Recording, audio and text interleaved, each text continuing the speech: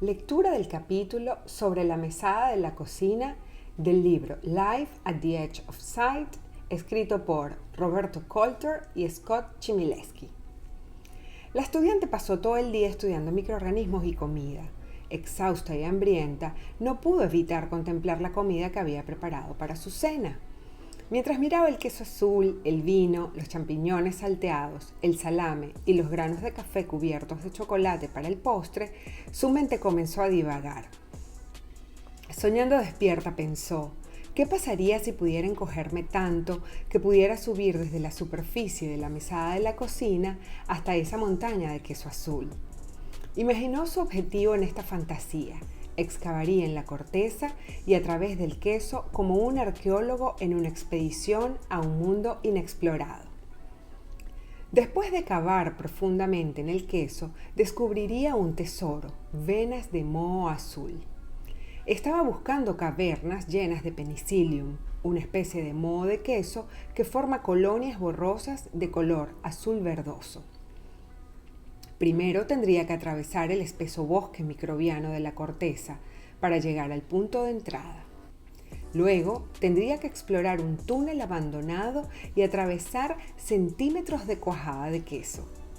Todo el tiempo debería tener cuidado con los animales microscópicos que viven en el queso. Y todo lo que llevaba era un mapa, una antorcha, una bolsa para reconectar el Penicillium roqueforti y un paquete de dinamita para mineros. Desde la corteza se abrió paso a través de la micelia, que se cruzaban sobre ella como gruesas lianas de bosque. Estos son los filamentos multicelulares de los mohos blancos que crecen en la corteza. Entre las micelias había colonias blancas, amarillas y naranjas de bacterias y levaduras. En total, vio docenas de especies diferentes de bacterias y hongos creciendo debajo de la micelia. En una vista de la corteza del queso azul que cualquiera puede ver con un microscopio electrónico de barrido. Esta es la comunidad microbiana que creció en la corteza mientras el queso envejecía en una cueva húmeda y fresca durante varios meses. Algunas de las especies microbianas presentes, como el moho blanco que formó las micelias, fueron agregadas intencionalmente por el fabricante de queso. Muchas otras especies llegaron al queso por sus propios medios desde el entorno de la cueva. Miró su mapa y se dio cuenta de que había llegado al punto de entrada. Allí estaba la entrada al antiguo túnel que llevaba al interior del queso. Era uno de los lugares donde los fabricantes pinchaban la corteza con una larga aguja de metal para permitir que el oxígeno penetre en la cuajada madura. Pero todavía habría lugares donde el queso se habría derrumbado y se necesitaría dinamita para despejar los escombros. Se adentró en el queso azul. No pasó mucho tiempo antes de que la luz del bosque microbiano que estaba sobre ella se desvaneciera. A unos pocos milímetros de profundidad se encontraba en la base de la corteza, donde las enzimas secretadas por los microorganismos de la superficie descomponen los nutrientes del queso. Era la parte donde se acumulaban los subproductos metabólicos de los microorganismos que crecen en la corteza. Y son esos subproductos los que dan a los diferentes tipos de quesos madurados sus sabores únicos. A medida que avanzaba más en el túnel, el queso pasaba de ser un amarillo más oscuro a casi blanco puro. Ahora estaba en la cuajada interior del queso, demasiado lejos de la corteza para que los microorganismos que allí crecen tuvieran mucha influencia. Aquí, un grupo diferente de microbios tenía el control, aquellos que influyeron en la primera etapa de la elaboración del queso. Encendió su antorcha y observó suero de queso a lo largo de la pared del túnel. Todo el suero de queso que vio comenzó con leche que había sido transformada mediante un proceso de fermentación microbiana. La leche fue separada en suero líquido y en cuajada sólida a través de la actividad de bacterias de ácido láctico como Streptococcus thermophilus y especies de Lactobacillus. Estas bacterias fueron agregadas a la leche como un cultivo inicial. A medida que las bacterias crecían, convertían la lactosa, el azúcar de la leche, en ácido láctico. A medida que se acumulaba más ácido láctico, la leche se volvía ácida y la caseína, la proteína de la leche más abundante, se coagulaba. En ese momento, la cuajada era recolectada y exprimida y se le daba la forma con la que todos estamos familiarizados. A partir de ese punto, algunos sueros de queso se secan, algunos se cocinan y otros se salan. A algunos quesos se les agregan más microbios como cultivos iniciadores adjuntos para agregar sabores o propiedades adicionales. Por ejemplo, la bacteria Propionibacterium freudenreich crea los agujeros en el queso suizo al producir gas producto del dióxido de carbono. Algunos quesos se maduran y otros, como la mozzarella, se consumen sin madurar. Los quesos azules no se cocinan antes de madurar. Esto significa que el suero blanco que estaba explorando en el interior todavía contenía miles de bacterias de ácido láctico vivas. Las bacterias ácido lácticas pueden vivir en cualquier lugar dentro del queso, porque pueden crecer anaeróbicamente, es decir, sin oxígeno. La exploradora vio un indicio de azul detrás de una pared de queso blanco. Finalmente, el área brillaba con un color azul verdoso gracias al Penicillium roqueforti. Solo había un problema: estaba bloqueado por un suero de queso colapsado. Agarró su primera barra de dinamita, la colocó cuidadosamente en el centro del suero, encendió la mecha y corrió tan rápido como pudo. La explosión hizo volar el queso por todas partes y cuando se despejó el humo, vio que el túnel era transitable. Caminó de regreso por el túnel, emocionada por entrar en la caverna y recolectar el moho. Pero justo cuando estaba a punto de entrar, emergió un ácaro de queso gigante. Allí estaba, tirófago, arrastrándose justo en el centro del túnel. De la misma clase de artrópodos que incluye las arañas y a los escorpiones, estos ácaros son la fauna del microbioma del queso. No le hacía daño porque estos ácaros no son carnívoros. Los ácaros del queso son comparables a las vacas herbívoras que comen los hongos del queso en lugar de pasto. Los ácaros ayudan a los hongos dispersando esporas fúngicas y excavando en el queso, creando nuevas superficies para que los hongos crezcan, con lo cual tienen un suministro continuo de alimento. Y lo más importante, al menos desde nuestra perspectiva, los ácaros contribuyen al sabor del queso, produciendo un compuesto con sabor a limón.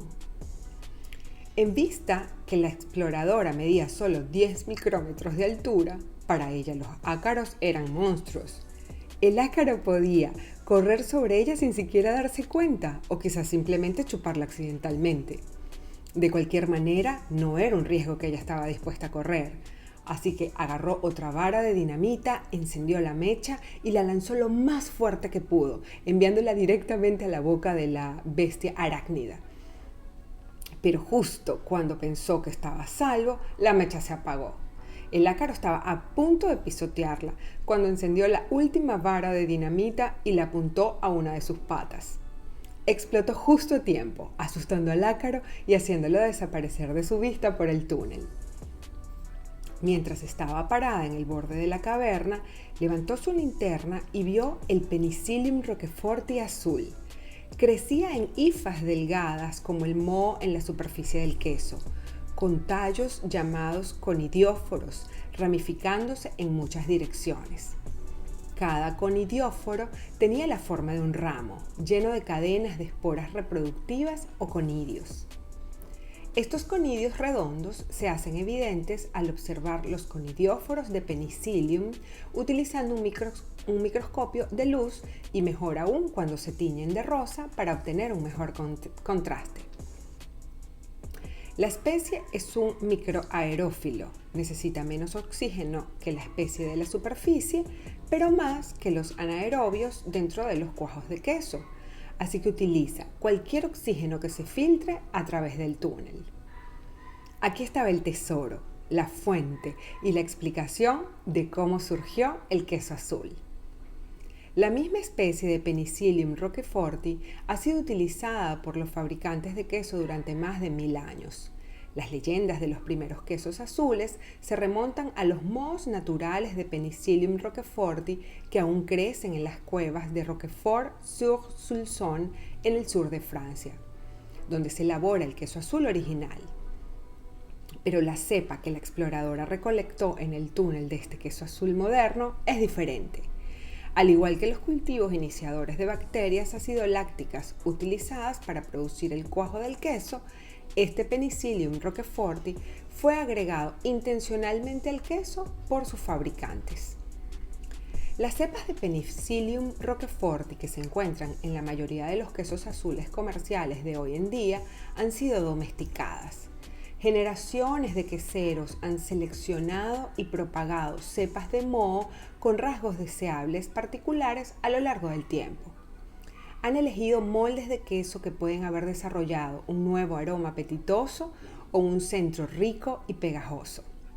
O tal vez prefirieron una calidad estética como el color.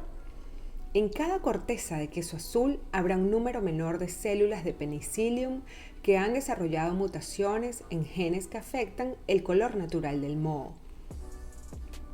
Al muestrear el queso y cultivar las especies de Penicillium en el laboratorio en medios de cultivo sólidos, se pueden recuperar estos mutantes.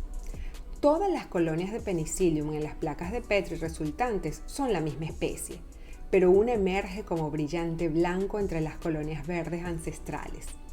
Esto es evolución a simple vista, de verde a blanco. Ahora imagina que una de esas cepas blancas se desarrolló naturalmente en una gran colonia en una corteza dentro de una cueva de queso.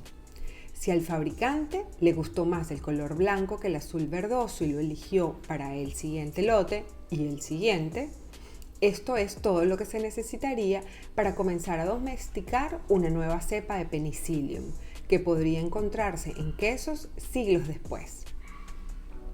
Cuando se comparan hoy los genomas de las cepas domesticadas versus las salvajes de Penicillium roqueforti, algunas áreas del genoma destacan. Varias secciones del genoma de Penicillium roqueforti domesticado contienen genes de Penicillium camemberti, una especie de moho estrechamente relacionada que le da al queso camembert sus cualidades únicas. La presencia de estos genes indica que hubo un momento preciso en el pasado cuando ocurrió el intercambio de genes, un momento conocido como un evento de transferencia horizontal de genes.